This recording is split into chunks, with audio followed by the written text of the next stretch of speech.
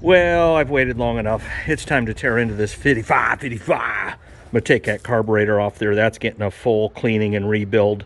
Of course, shut the petcock off. And starter's coming off of there. The starter's getting rebuilt, new switch put on the starter, and hopefully that cures the Bendix issue. It could be something with the flywheel. I don't know. There's a lot of mysteries here that need solved and resolved. So let's go.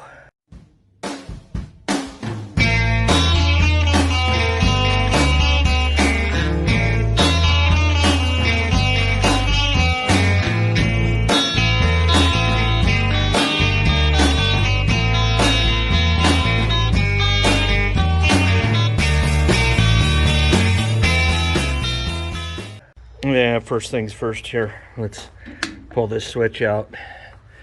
I just squirted it with some WD-40, and that's really all it needs. You know, silicone lubricant specialist type. And just get this moving. Oh yeah. Well, I think that'll do it on the switch. Nice and easy now. Okay, let's turn battery on. Gets this thing fired up. You know, handshake a Rooney. And that should do it. No choke. It's about 65 degrees today. We'll see.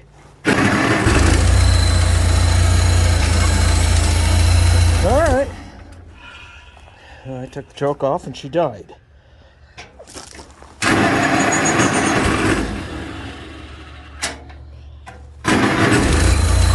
There you go.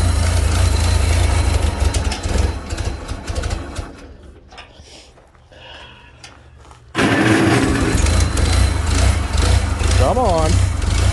You serve the old beast. The old 55. You know, after I put the seafoam in it, once it gets a running and a purring, it does okay. It really does, just the initial startup. And just starve for fuel. I'm sure that carburetor is absolutely filthy. Along with the tank, what I'll do is I'll check that sediment bowl assembly out. Sometimes it's easier just take the old one off, put a new one on there, and you know you're clean. And then I'll flush this out with rust out and a pressure washer. Get all that crap out of there once and for all. And once the vapors are gone, if I see anything other than fine element stuff, I'll get the shop vac down in there, and we shouldn't blow up if there's no vapors, but hey, never know. Yeah, it don't sound bad now, but I can tell once I get that carb squared away, and the system all cleaned out, it's gonna start just like that. New starter, new switch, that should help. The battery, I think the battery's actually okay. I had the tender on it and it went green light on me. Got the tender on the 756 right now. Let me give you a little update on this. You remember I don't know, I'd pulled this push button out. That's probably the one I pulled out because it ain't the one that's in there, because it'd be in there if it was the one that was in there. But anyways, regulators mount up and stuff. I pulled this off of here. One day I come out to start it and she wouldn't start. And yeah, we're green right there. So we're good on this. But anyways, come out to start it and it wouldn't start one day. Turn this, the lights come on, you know, just like they're supposed to with the ignition switch. And then push that button, I had nothing. And so took this off, rewired it. He had it so that it was like set up for prongs, like it slides in and not screws in. Like if you buy these, oh, here we go. You buy these, it comes with these prongs, but also these little screws and washers that screw in to what should be, I don't know, little fittings, but I don't have any right now. But anyways,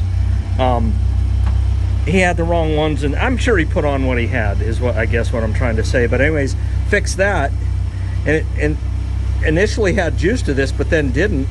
Started monkeying with this switch, and then all of a sudden had juice to here. So I think I got a bad switch, or at least a loose connection in here, and that's really what it boils down to. Let's see if she'll fire up without changing that out. Boom.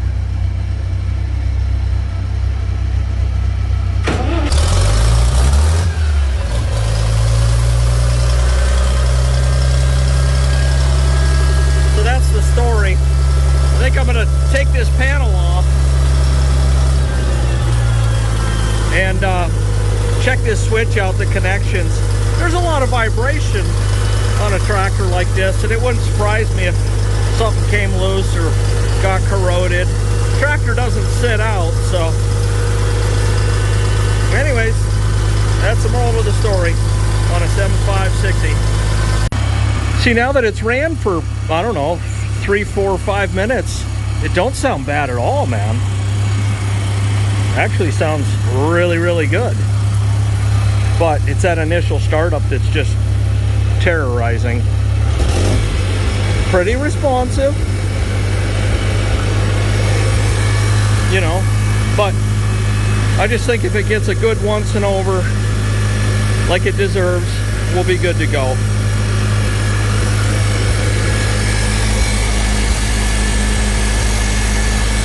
Got some WD-40. I guess I overboarded that switch. Oh well.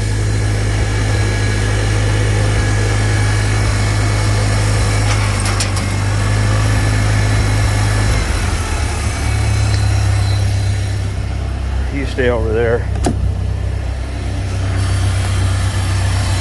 Well, let's do the old regulators mount up. I gotta do the dipsy doodle across here, but yeah.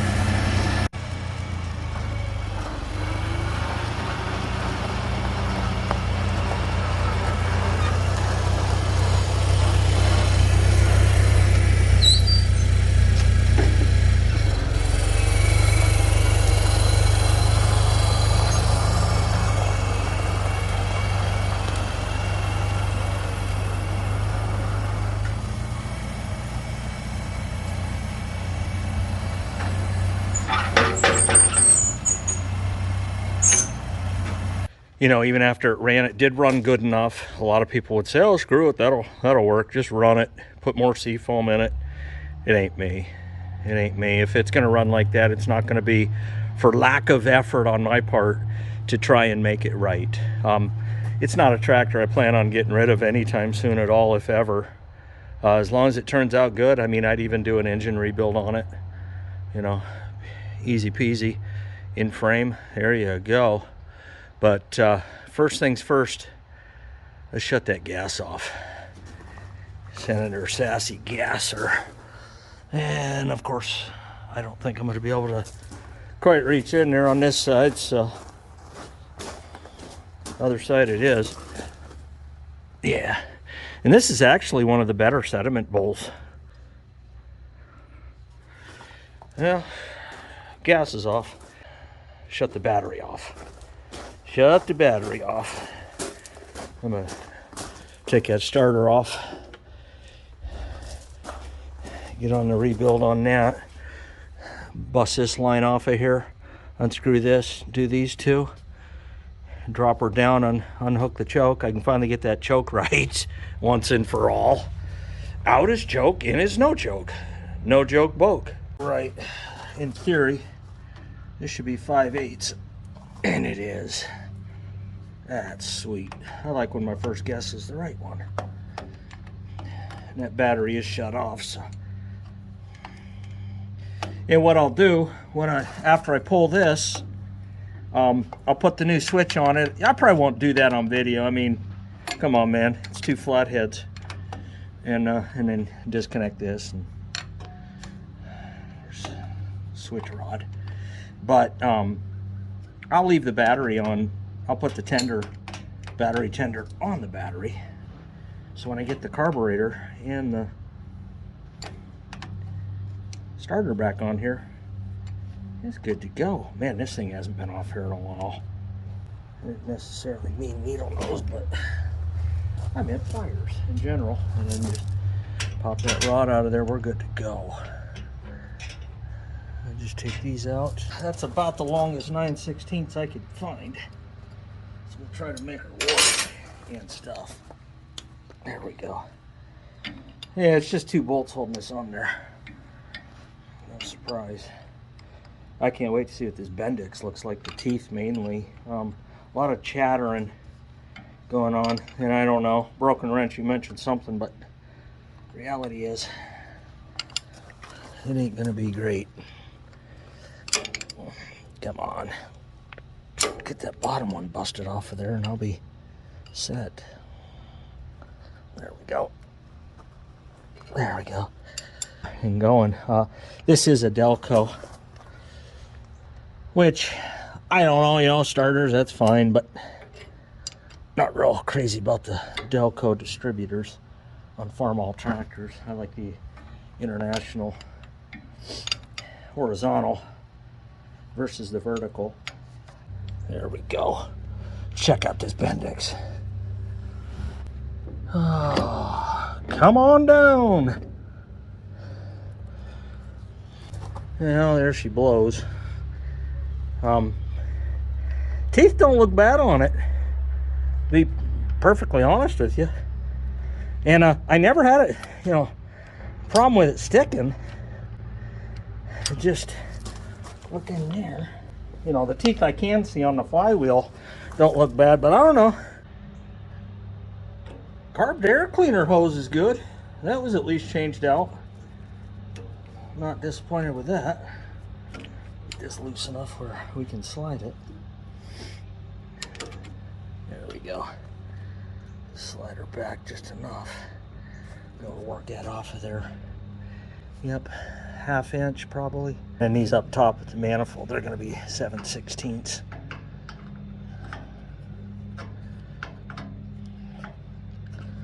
Little stuff. It's actually, in my opinion, harder to work on the little tractors because they're not at, like the M, you know, mine at least sits up. It's at stomach level. You know, this is at thigh level. Yeah, it's like, okay. No. Gonna be stubborn. Old brasser. I'm never in a hurry when I work on these. Okay. I always leave myself enough time. We're in October. Our worst snows aren't going to hit till probably the very worst snows, typically, consistently, usually about the 2nd week of December. You know, not that we couldn't get a, hey, here's your pounding just for being you type of snow before that, but any type of consistency is usually 2nd week of December on. Focused, stay focused. There you go. Yep, a little ran out of the non-existent bucket, but there we go. Drop her down. It's like Van Halen diver down, but yeah. I don't know. I should have asked him if he ever pulled this and cleaned it, rebuild it or whatever. I just never thought of it. It wasn't on my mind at the time. I was in a kind of a state of euphoria. I may end up just snipping these and getting new ones. I didn't want to, but the little things, if you can save yourself a hassle, and it's great. But